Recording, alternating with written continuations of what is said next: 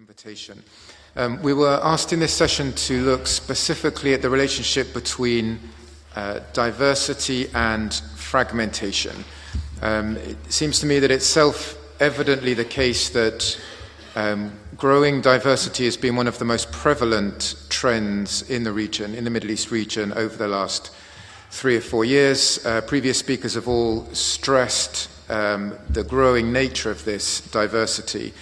It seems to me that's incontestable, and it's largely a commonplace for us to point this out today. So that I think that growing diversity, the topic of the conference, is clearly extremely significant. But I would argue 2 things. First of all, that we need a rather more detailed and nuanced understanding of the precise ways in which this diversity is playing itself out. And second, although this growing diversity clearly calls for policy responses that are more tailored to the specificities of each nation state, we shouldn't give up on the challenge of deeper regional cooperation. That if we fail to find kind of new and innovative ways of deepening regional cooperation, then I do think we will get to the situation where diversity tips over into a really pathological form of fragmentation. So that would be my basic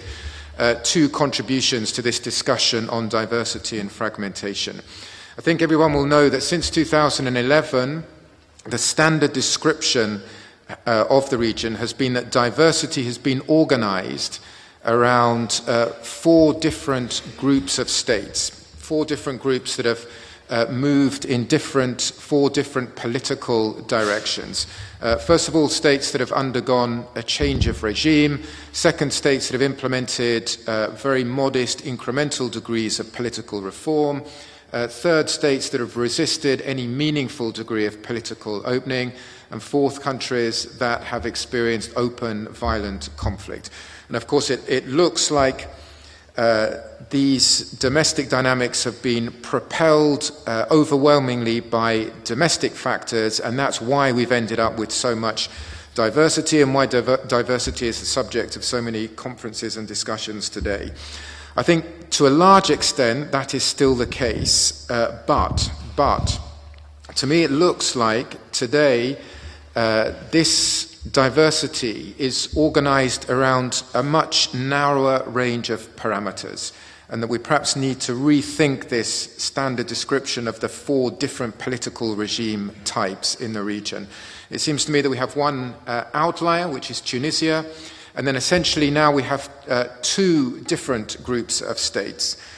One where governments have resisted in a fairly stable and robust form any far-reaching political change, and on the other hand, countries where institutions have largely imploded and that a significant degree of conflict has ensued. So in a way, these kind of 2 different forms of diversity are juxtaposed against each other.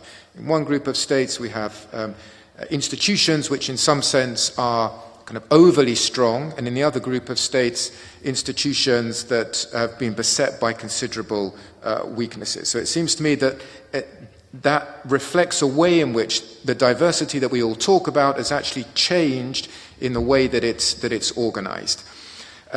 So in this sense, diversity, yes, it is significant, and this is obviously what we all talk about.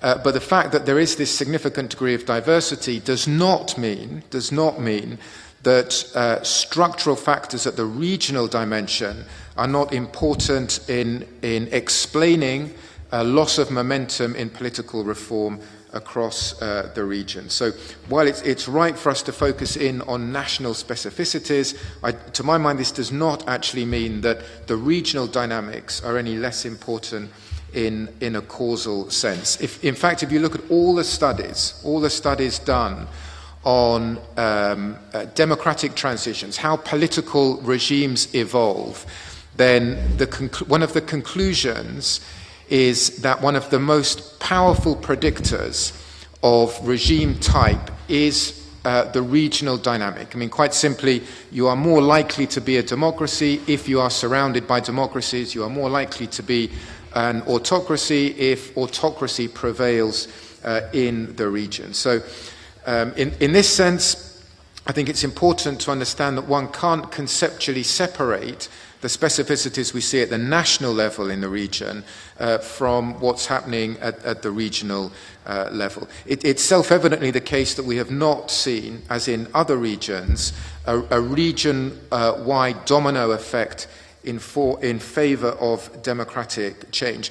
In some ways, I think this is analytically still a puzzle to understand and appreciate why we haven't seen this kind of positive spillover effect. If you were to have predicted whether or not we would have seen this positive spillover in 2011, in some ways the Middle East region was better suited, was better equipped to expect this type of regional dynamic than were previous regions where we saw regional clusters of democratic transition. So the flow of communications across borders, linguistic proximity, cultural convergence, social links, etc., were all more intense, denser, more developed in the Middle East than they were in regimes that previously went through clusters of democratic transition. So I still think analytically that's still a puzzle that needs to be sorted out. So extracting from this, what it means to my mind is that diversity is clearly the story of the last 3 or 4 years, but this does not mean that social learning and spillover effects are not unfolding at a regional level. And in some ways there's a paradox here that I think sits at the heart of all these discussions about diversity, and that is kind of pro-democracy learning and spillover effects have developed, but also so have anti-democratic learning effects and domino spillover effects. And clearly the latter would appear to be winning at the moment, but I think it's important for us to realize that both of these are evolving simultaneously. So I think that's one set of kind of analytical issues I would contribute to the discussion.